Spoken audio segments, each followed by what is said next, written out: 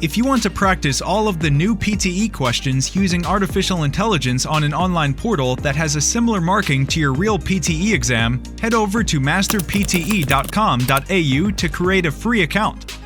Here, you can practice all 4 sections separately and receive instant feedback for all of your speaking, writing, reading, and listening. You can also view and compare your answers with others who have already succeeded in achieving a high score. Download 9090 Band's template for speaking, writing, and listening. Take mock test, receive instant result, overall feedback, and in-depth analysis which helps you pinpoint exactly where you lose points. masterpte.com.au, the best PTE practice software in the world. The city of Rome is very special. The city grew in a fairly ad hoc way, as I mentioned. It wasn't planned all at once. It just grew up over time, beginning in the 8th century BC. Now this is interesting because what we know about the Romans is when they were left to own devices and they could build the city from scratch, they didn't let it grow in an ad hoc way. They structure it in a very methodical way. That was basically based on military strategy and military planning. The Romans couldn't have conquered the world without obviously having a masterful military enterprise, and everywhere they went on their various military campaigns, they would build camps, and those camps were always laid out in a very geometric plan along a grid, usually square or rectangular.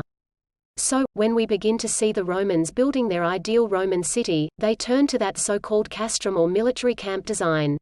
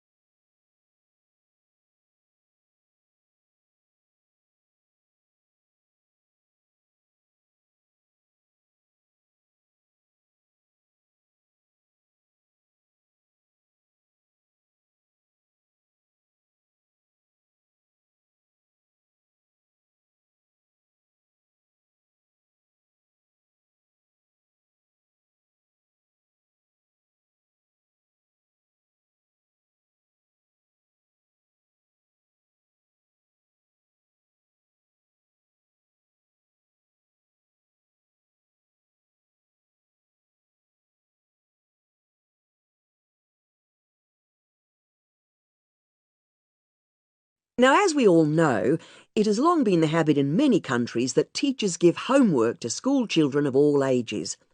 Despite the fact that a minority of educators don't agree with this practice, it has never seriously been questioned or challenged before. However, it may be that the tide is turning.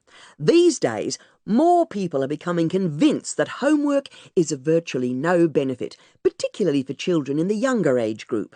So, why have teachers always given homework? Well, the answer seems to be because they are obliged to. Most teachers don't really believe it has any real value, and the latest research supports the teachers' feelings about this.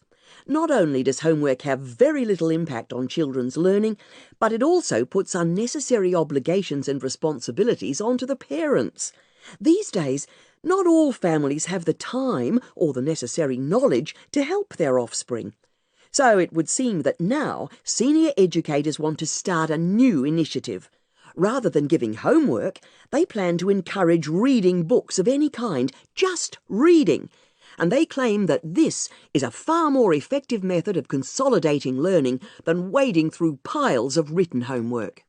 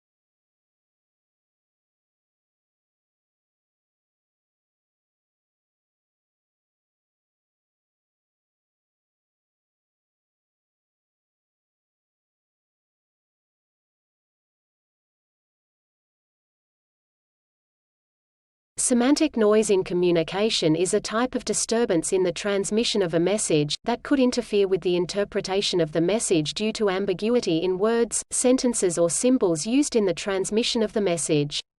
Let's take a step back for a moment to provide a larger framework that helps you understand the idea of semantic noise a bit easier. Communication is the process of transmitting information from one person to another. Information is a pattern of data organized in a particular way. For example, a sentence consists of symbols that form words in a particular language with a particular meaning. The sentence also utilizes grammar, which is a recognized way to structure words forming a sentence. Noise is any type of disturbance that interferes with the interpretation of the information. Some argue that noise exists in all communication. Semantic noise doesn't involve sound but rather ambiguity in words, sentences or other symbols used in communication. The ambiguity is caused because everybody sees a different meaning in the same words, phrases or sentences. The differences in interpretation can be quite small, even undetectable, in regular communication between people from the same culture, age, education and experience, or drastically different because of such things as culture, age or experience.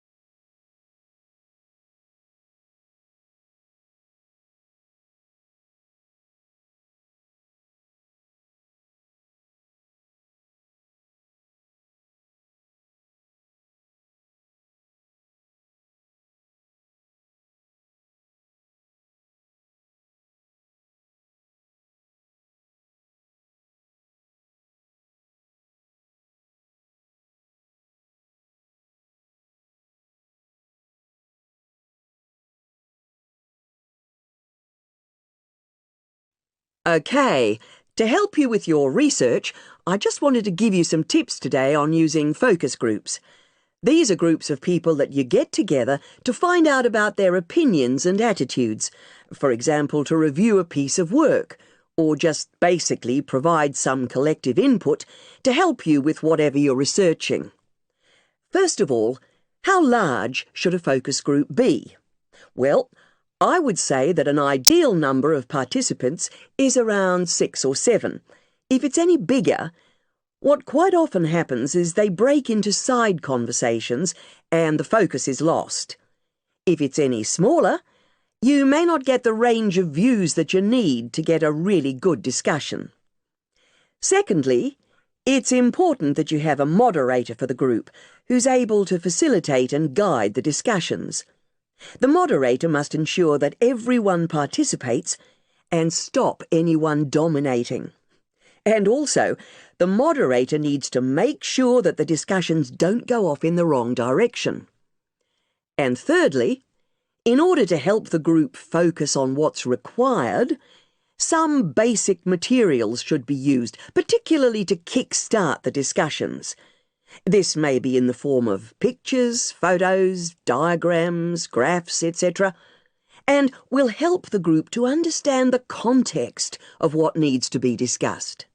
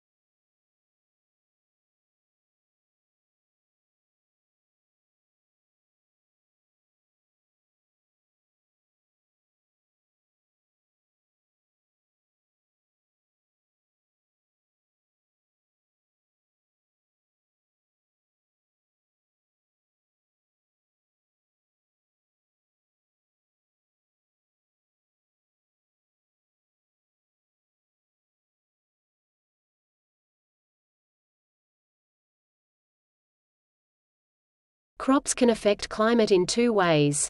A substantial amount of land surface is used for agricultural production, so the use of land affects the climate. If we deforest a land and plant crops instead, the characters of the land surface will be altered, which will ultimately change the original climate. This requires the cooperation between crop scientists and climate scientists and the integration of two different models.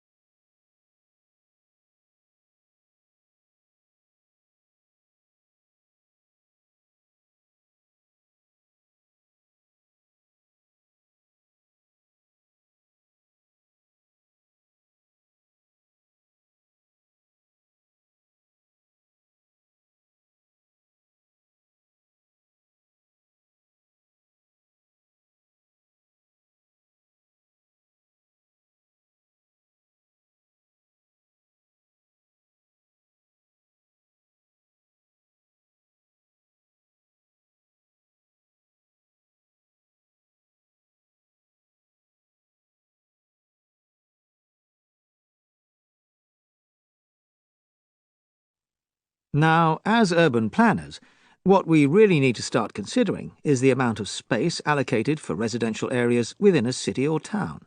And when I say space, I'm talking about space within a dwelling or home, rather than the actual size of residential areas. There's growing concern that the internal space of new homes is becoming far smaller, too small, in fact. Maybe you're thinking, is it important for residents to have sufficient space? Is it merely a preference to have more space, or are there more serious implications? Is there, in fact, any evidence to suggest cramped living conditions affect residents' physical or mental well-being or their day-to-day life? Well, research from a number of sources indicates that this is an important issue which needs addressing. Cramped conditions can lead to aggressive behaviour, to family tensions, psychological anguish, and, in the more extreme cases, physical illness as well. Not only this, But there is a proven link between overcrowding and the social and emotional development of children, as well as their educational attainment. So, the main issue here is that residents require enough individual space to be able to live and function together, but with sufficient private space for personal time within the home.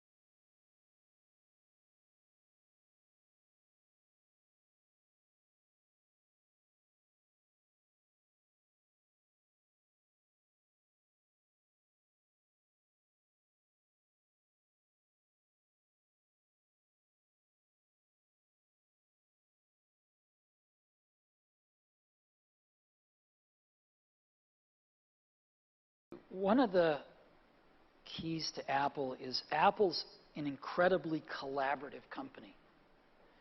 And so, you know how many committees we have at Apple? No. 0. We have no committees. No committees. We are organized like a startup. One person's in charge of iPhone OS software. One person's in charge of Mac hardware. One person's in charge of iPhone hardware engineering. Another person's in charge of worldwide marketing. Another person's in charge of operations. We're organized like a startup. We're the biggest startup on the planet. And we all meet for 3 hours once a week, and we talk about everything we're doing, the whole business. And there's tremendous teamwork at the top of the company, which filters down to tremendous teamwork throughout the company. And teamwork is dependent on trusting the other folks to come through with their part without watching them all the time, but trusting that they're going to come through with their parts. And that's what we do really well. And we're great at figuring out how to divide things up into these great teams that we have and all work on the same thing, touch bases frequently, and bring it all together into a product. We do that really well. And so what I do all day is meet with teams of people and work on ideas and solve problems to make new products, to make new marketing programs, whatever it is. And are people willing to tell you you're wrong? Yeah. I mean, other than snarky journalists. I mean, people that work for you. Oh, yeah. No, we have wonderful arguments. And do you win them all? Or? Oh, no, I wish I did. Oh, see, you can't. If you want to hire great people and have them stay working for you, you have to let them make a lot of decisions, and you have to be run by ideas, not hierarchy. The best ideas have to win. So, otherwise, good people don't stay. But you must be more than a facilitator who runs meetings. You obviously contribute your own ideas. I contribute ideas, sure. Well, why would I be there if I didn't?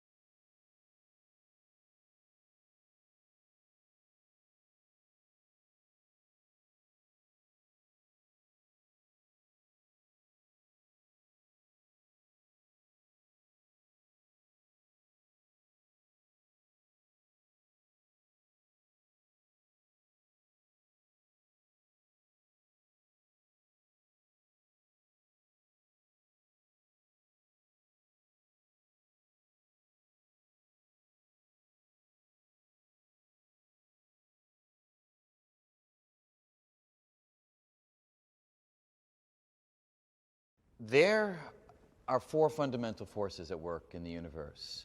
Some of them are very familiar from everyday life, some of them are not. So we all know about gravity. That's one of the four forces. It's what keeps us anchored to the surface of the Earth, keeps the Earth in orbit around the sun. There's another force that we're all very familiar with, which is the electromagnetic force. That's the force that is responsible for electricity, electric currents, for light, for the sun's light. That's the electromagnetic radiation coming from the sun to the Earth. There are two other forces, though, that are somewhat less familiar, and they're the nuclear forces. They are forces that are at work within the nuclei of atoms. One of those forces is called the strong nuclear force. That really is a force that binds protons to protons, binds the quarks inside of the protons and neutrons, keeping them from flying out. The other nuclear force is called the weak nuclear force. And that's a force that predominantly we know of because it's responsible for radioactivity, radioactive decay. So those four forces, strong nuclear force, weak nuclear force, electromagnetic force, and the gravitational force, those are the forces at work in the universe.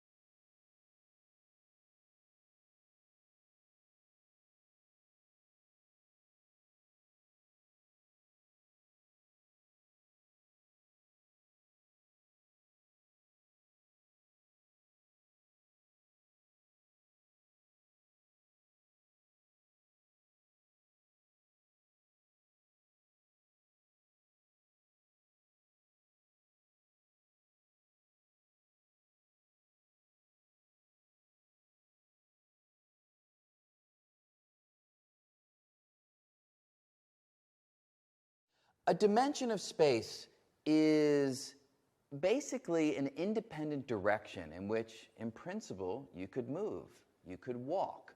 So when we talk about left-right, you can freely move left-right. back, forth, you can freely move back, forth, and up, down, you can freely move up, down as well. If you consider a diagonal direction, that's not a new dimension because that's just a combination of moving this way and that way. So when we talk about dimensions, we're talking about the independent directions in which you can move. Another way of thinking about dimensions, they are the data that needs to be specified in order to delineate where something takes place. So if you're having a dinner party, you give your friend a street, a cross street, and a floor number. 3 pieces of information to nail down a location in 3 dimensions of space. According to string theory, in reality, you need to give your friend more than just those 3 pieces of information. If you really want him or her to know where to go, you need to tell them coordinates, data that specifies where in the extra dimensions the dinner party is taking place too. But because the extra dimensions we think are so small, it doesn't matter to your friend whether they show up exactly at the right location in the extra dimensions or not, because things are not able to penetrate them in any meaningful way. But that's what a dimension would be. It's a piece of data necessary to delineate where something takes place.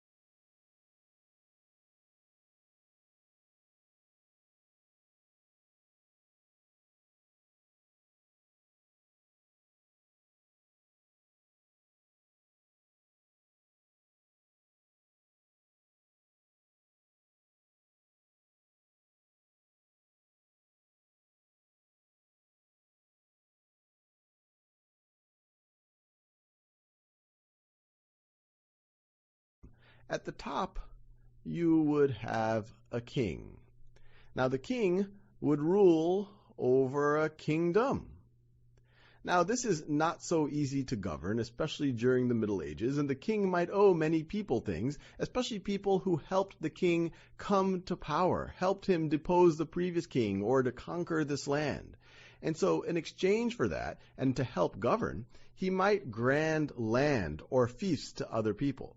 And the key currency in the Middle Ages, under the feudal system, is land, and land in exchange for loyalty and service. So this whole thing is a kingdom. Now right over here, this is a duchy. And a duchy will be controlled by a duke. I guess they didn't call it duchy because that just doesn't sound as serious. So the king might grant a duchy to a duke, and in exchange, the duke would provide loyalty, pledge their fealty. If the kingdom is threatened, the duke will fight alongside the king, would provide their own troops. If the king wants to go conquer other territories, same thing, and also provide the king with taxes, which might be in the form of coinage, depending on what time and region we are in the Middle Ages, or it might be in the form of a percentage of the agricultural production from this duchy.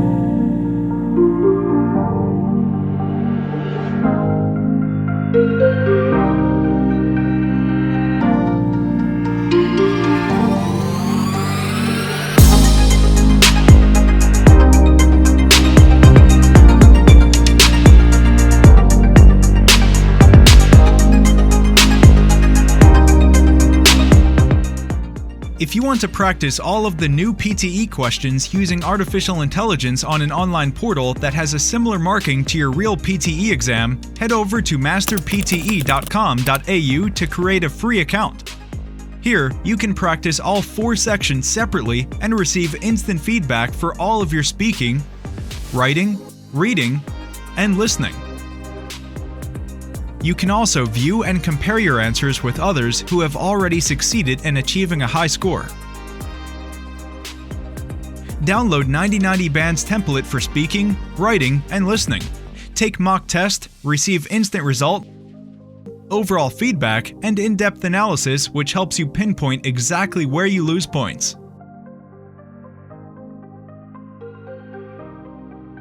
Masterpte.com.au, the best PTE practice software in the world.